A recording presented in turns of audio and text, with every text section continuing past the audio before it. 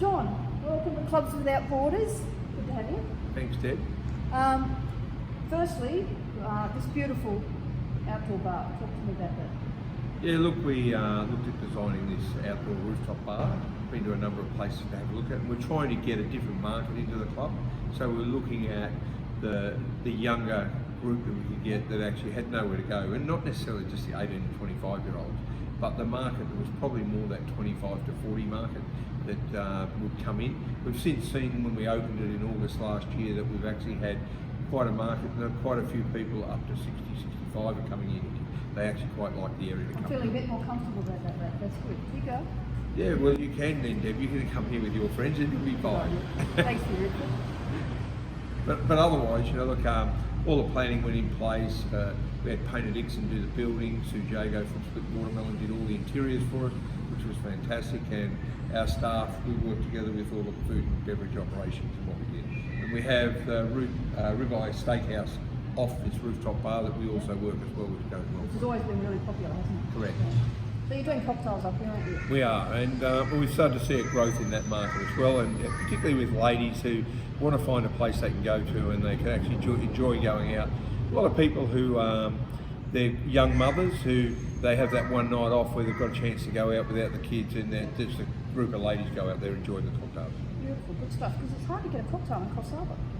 Yeah, well I haven't tried for them, so it's not too bad for me, but you'd probably be looking for them when you're in Coffs there. Exactly, so I look forward to you opening the bar just for me. Yeah. So the COVID situation, the close down, what were you doing during the close down? During the close down of COVID, we actually kept our people employed a couple of days a week. We actually did a lot of cleaning of the venues, inside and outside, tidying all the gardens up.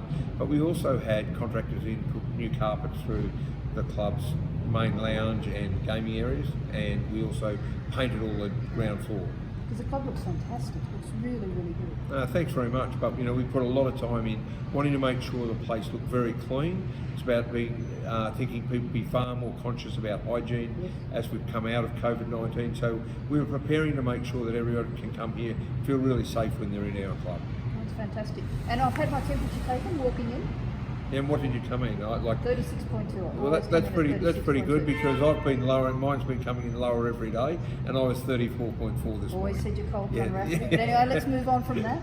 Yeah, so we and that's not a thing you have to do with the temperatures, but we do it for a perception thing, so that people will actually see that yes, we have a real interest in making sure that anybody's coming in, they're not carrying any other viruses or anything, so we can protect our people.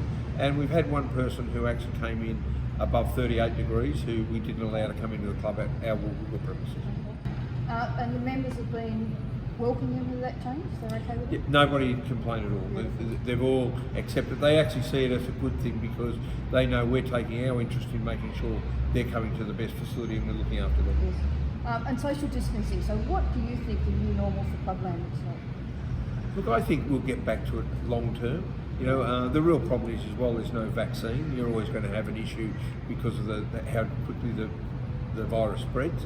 But I think long term, we'll be back to some normality. But when that will be, who knows? But you've already seen in South Australia they've gone to 2 metres rather than 4 metres. So that could, and they had no cases for 29 days. So we could be in the same situation long term, but a couple of those outbreaks in Victoria might slow things up in the short term. Were there many cases in Coffs Harbour? Not many cases in Coffs Harbour, and we haven't had one for quite a period of time in Coffs Harbour. And I think a lot of regional areas were in the same boat, and I think they should have been allowed to open a little bit more. Even we actually spoke to my operations manager Jeff Cox and I used to talk about it and said, why don't we just put the army on the highway, both ends of Coffs Harbour, and not let people in, and we can just run the town as normal, and it would have been fine for the locals. Perhaps not as friendly, but that's fine. Well, it would have been good for the locals, because you could have kept your local businesses operating, and I think, places out west, where they don't have the tourism impacts we do, or people travelling through, would have been a lot easier to do that. And you could have let, the trucks and people that still needed to come through, come into Coffs Harbour, but I just think that would have eased the burden for everybody who's had to stay at home, and they, and we're luckier in Coffs Harbour. If you want to be in self-isolation in Coffs Harbour, it's a much better place than most places. Worse places to be stuck. Yeah, exactly. I see they've upgraded the stadium. Yeah, C.ex International Stadium at Coffs Harbour. That was a great thing for council to actually get developed, and it's probably the highest standard of any regional stadium in Australia now, which is fantastic. And you know, we then had Elton John, and we had a Sydney Sixers game there with the Big Bash cricket, so that was great, and it's really worked really well for us. We've had the naming rights there.